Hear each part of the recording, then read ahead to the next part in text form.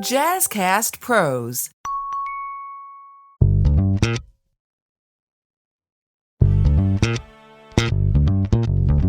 Welcome to the Healthy Illness Podcast. I am your host, I am your doula, and I am your mental health and wellness coach, Kelly Marie.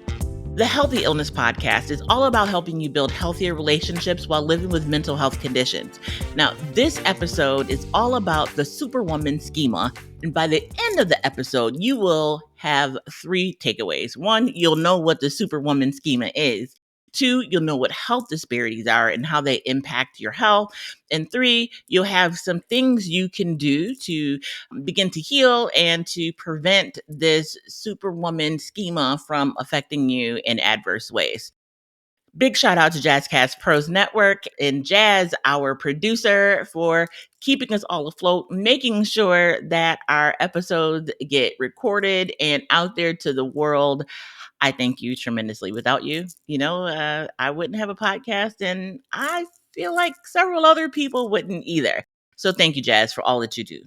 The Superwoman Schema. I'm going to read from the abstract of the researcher that coined the phrase Superwoman Schema. And her name is Dr. Cheryl Woods Giscombe. At the time, she's out of the University of North Carolina at Chapel Hill. She may still be there. She may not sure. But this research dates back to 2010.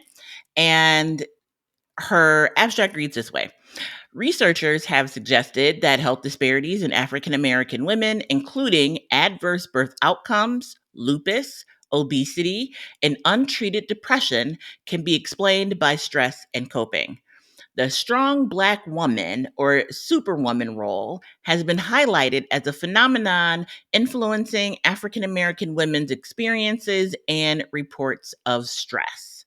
So the purpose of her study was to develop a conceptual framework for understanding the specific stressors that impact Black and African American women. And it's rooted in racism, in the belief that Black women have to be stronger and smarter and cannot express adverse emotions in the workplace and basically can't show up as themselves. There's been other research in this space around masking and code switching and the stress and pressure that Black women are under just by being Black in America. And so, are some of these things happening in other countries? Perhaps. I would be interested in other research that's out there and what is happening in the lives of Black women across the diaspora and on the main continent. But in this case, we are looking at the experience of Black women in America and this Superwoman schema. So she held several focus groups for her research, and the participants reported that the Superwoman role had benefits to them, primarily preservation of self and preservation of family and preservation of community, but also liabilities. So relationship strain across the board, stress related to health behaviors, and stress embodiment. And so the Superwoman schema framework could be used to enhance our understanding of these stressors and pressures, and also calls for more research in this space. And so this topic was put on my radar by the Buffalo chapter of the Links. They invited me to be their keynote speaker last week at their event open to the public, where we discussed the Superwoman schema, mental health in Black women, and our need, though some feel incapable of being able to take off the cape, right? Like, we are not superheroes. We do not have the weight of the world on our shoulders. We may accept that weight. People may even expect us to accept that weight, but that is a choice that we make.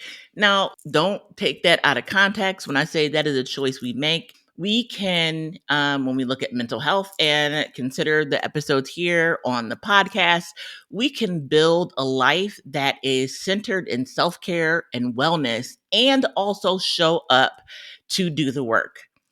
The superhero schema really compounds this notion that you cannot do all of the things and also take care of yourself and also show up for everything that you sign up for, like all the roles you have, that you cannot do it all. And some will argue, right, that you can have it all, you can do it all. But what I'm here to tell you, as a person who has tried to do it all, it's not healthy. We have to be able to take time out for ourselves and be able to heal, be able to address generational trauma, be able to address childhood trauma, be able to address life issues, right? And be our whole selves. You can still be an incredible fill in the blank with the many roles I'm sure you have, and also take care of yourself. Now, when it comes to those roles, are they roles that you want or roles that have been thrust upon you and you just accept, right? So just because you can doesn't mean you have to. Just because you can doesn't mean you're supposed to. I want that to resonate with you.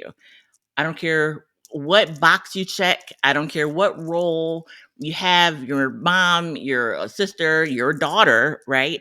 If you are a friend, if you work full time, whatever that role is, you work part time, whatever that role is. Are you an entrepreneur? Are you a board member? Are you a community activist? Are you active in your church? Are you active in your mosque? Are you active in the community? Do you have kids? Are you taking them back and forth to things? Do you wish you could take them back and forth to things, but don't have the financial resources to be able to do it? There's stress and pressure with all of that. Microaggressions in the workplace, microaggressions in the community, like name it, the list of stressors is endless, right? But at some point, we are responsible for what we do and what we don't accept. Now, one of the pieces of the schema or framework that stand out is the understanding that the benefits of this notion of being a superhero, being Superwoman, primarily preservation of self, family, and community, outweigh the risks, outweigh the weight, outweigh the repercussions and liabilities of the schema. And so this framework, this thought process has really played into an understanding when we look at stressors of health disparities. And so I said that's one of the things you're going to be able to walk away with. Health disparities are avoidable health outcomes that affect groups of people. So, if we consider, we've had this conversation around me being a birth doula and what drew me to that work. Black women in maternal health outcomes are dying at 3 and 4 times the rate of their white peers. That's the data. That is not, someone being mean or someone pointing a finger. That's just the data. Black women are dying more from maternal health outcomes than their white counterparts. That these are avoidable deaths. These are avoidable complications. And because they are avoidable, they are considered health disparities. Some things cannot be avoidable. If something is genetic, if something is, and even accidents can be avoidable when we look at health outcomes, right? All things being equal, everybody should have the same health outcomes pretty much as everyone else within their own socioeconomic background. But we look at poor Black women, poor white women, Black women have poor health outcomes. We look at rich white women, rich Black women have poor health outcomes. So it's not just an issue of money. It is an issue really of race. And why is that? Because we're not that different that we should have differences in our health outcomes. So those are health disparities. When we add on the Superwoman schema, many Black women have this, and this perception is not limited to Black women. However, the research in how life rolls, here in the US, Black folks have a different historical relationship here than every other group. And in that has its own set of issues. I say that, and at the same time, I need to acknowledge and address that the issues facing our Indigenous brothers and sisters, we can also talk about and address those. At the same time, we're talking about and addressing the issues that face Black folks in America. we can fight for more than one thing while also holding what we believe to be near and dear to our hearts at the forefront of our work. And so when we look at these health disparities, specifically, and she mentions them in the research: lupus, obesity, untreated depression, birth outcomes, diabetes, like all of these health outcomes have a level of disparity, a level of difference as it relates to Black women. And many of these can be tied to stress. And so when we look at the risk factors for many chronic diseases and also acute issues, stress is a primary factor and primary driver. Be stressed out, see what happens to your blood pressure. So, Superwoman Schema. How do we go about making change? How do we go about being able to be healthier as a group? How do we go about addressing the stress, addressing the racism, addressing all of these factors that pour into the mindset of Black women to show up in a way that is less harmful to the individual psyche, to the individual person? Preservation of the family and preservation of the community. Black women are seen as the gatekeepers in that space. This notion that the caregiver, as the mom, as the grandmother, as the woman in the family, the older sister, carrying the weight of taking care of the family, including their own children, when folks can take care of themselves, right? And so we have to begin to have the conversation around what is necessary for us to do, what is our business to do, and what is not our business to do. In my presentation, I was talking to some of the women, and we were having a conversation during the break and afterwards about walking away, about setting boundaries. These are things we've talked about right here on the podcast, about self-care and what self-care looks like and why self-care is necessary and important. That is the cornerstone of the podcast, right? And so self-care is so necessary and important to the psyche, to the mental health and the physical health of folks, period. It just is. And so when we look at those boundary settings, when we look at walking away from people and things that mean us harm, including family members, right? When we look at healing, when we look at the process of healing, not just healing, not just, oh, I'm going to go to therapy, I'm going to journal and not do those things to get to the root of the problem, just to say that you're going, right? Those are two different things. We have to stop. We have to take stock and we have to figure out what's happening, why it's happening, and why and how we can build in healthier boundaries, healthier rules for our lives, build in that self care system and plan and routine so that we are taking off the cape, meaning we cannot be everything for everybody because you also have to take care of yourself, which also means you have to ask for help. The superhero schema also is founded in this belief that you can't ask for help. You have to be smarter, you have to be stronger, you can't show weakness. That's impossible because we're human beings, we're not infallible. And so in that humanity, asking for help is a part of the human condition. Being a community is a part of the human condition.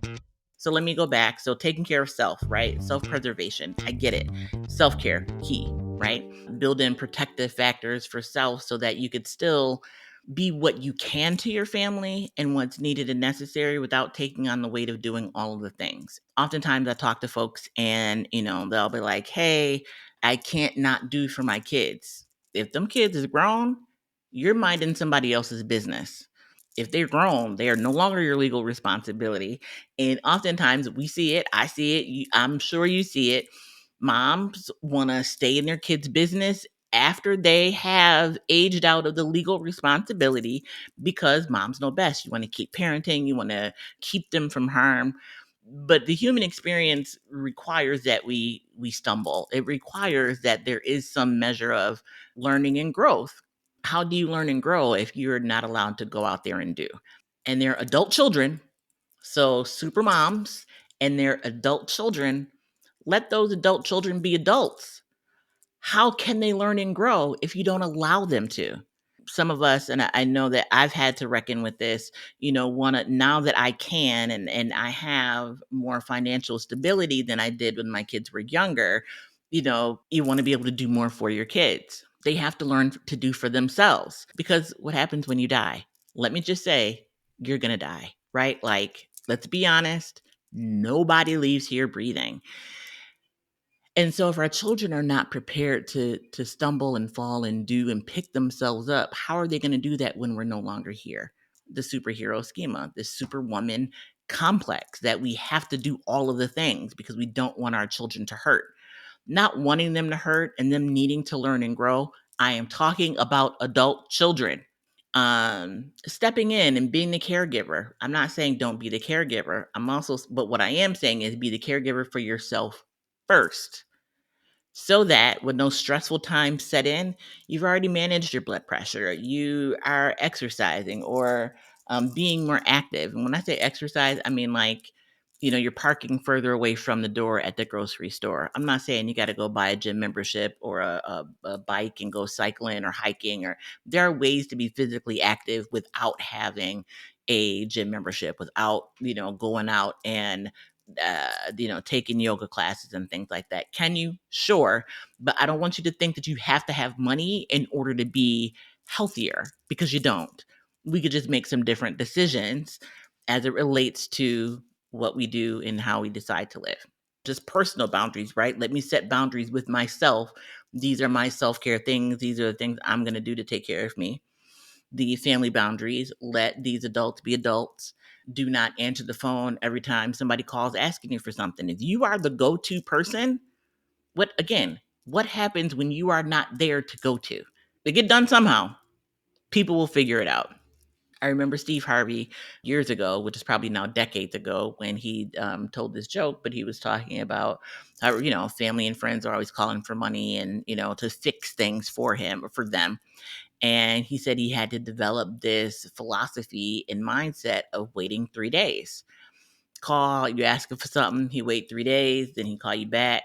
Chances are in that 3-day period, you figured it out, no longer need his help. So again, because people are capable, if you allow them to try and do for themselves. Are they going to be experts at it right away? Nope. But if they never do it, how will they ever learn? Right? Boundaries. Setting boundaries. Now, last piece, and then we're out of here, is community, showing up for community.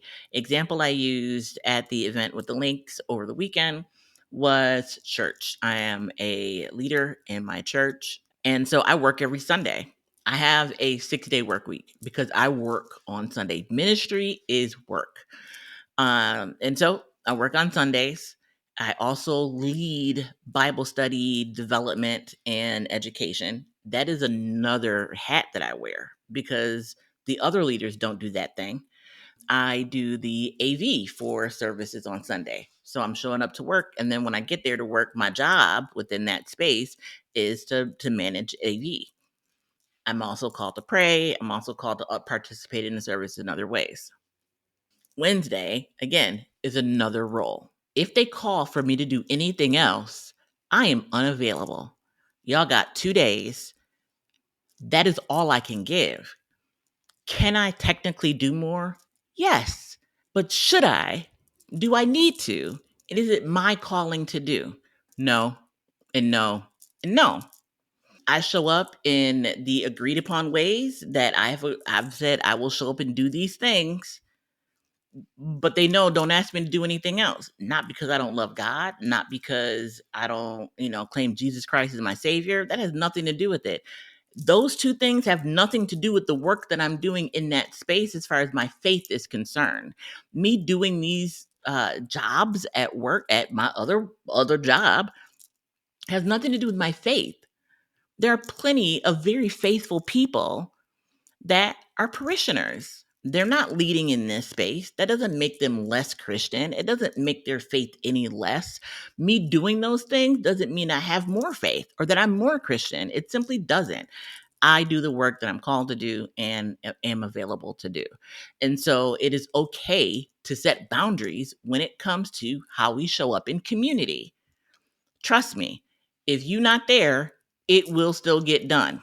And if it does not get done, maybe it didn't need to get done. Did it need to get done that way? So let me use this example. I used to work in one of my other jobs. One of the events we did every year is this gala, and the table had to be set just so, right? Like the silverware needed to be just so, the plates and the chargers just so, the centerpieces just so. Everything had to be perfect. And so when gala season came around, we all had our rule, all of our roles. We know what we had to do. We knew how the tables had to look, right? Like I have that in the back of my head as experience. If someone else is throwing a gala or party and they're like, Kelly, can you come do these tables? No, just because I know how doesn't mean that I'm going to do. Boundaries, right? We have to figure out our boundaries.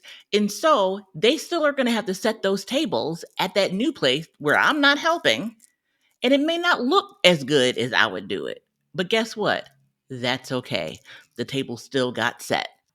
When you consider these boundary settings, when you consider the things you're willing to walk away from and need to walk away from, what does that look like? Everybody's got a different list. Everybody has a different set of things on their Superwoman schema list of acceptable behaviors. And it's up to you to decide in which ways you're going to show up. But consider, just because you can doesn't mean you should, right? I know this hurting. I know it's okay. It is okay. It is okay. I'm not telling you not to show up for your children. I am not telling you not to support your children. What I am saying is you can't do it to your detriment. I mean, also, you're grown. So if you want to, you certainly can do it to your detriment, but just know you're doing it to your detriment. And so if you end up with high blood pressure, diabetes, and it's affecting you, end up dying earlier because you didn't take care of yourself, or because you have these chronic diseases that you didn't have to have to begin with because you weren't taking care of yourself and setting boundaries, well, these are the repercussions for the actions. And so the choice is yours. How do you want to live? What boundaries do you need to set? What roles in your life are you willing to say no thank you to and return to sender? In what ways are you being a superwoman, too strong, too proud to ask for help, to say no, to walk away, to be okay with people not liking your decision, because that's a part of it too, in a way that helps you be healthier so that you can continue to be there for people in the long term? I'd like to know that answer. You talk to me. Let me know what you got going on. Until the next time, I encourage you to be the light. If you're looking for services, you can always dial 211. If you are looking for a therapist or someone to talk to, if you are in need, if you are in crisis right now, please dial 988 on your phone. It will connect you to your local suicide prevention call center. These are confidential calls. These are free calls for you in your time of need. Until the next time, more talk around birth work and doula-ing and what that means and how that shows up. All right, let me hear from you. frontseatlife@gmail.com. Be the light.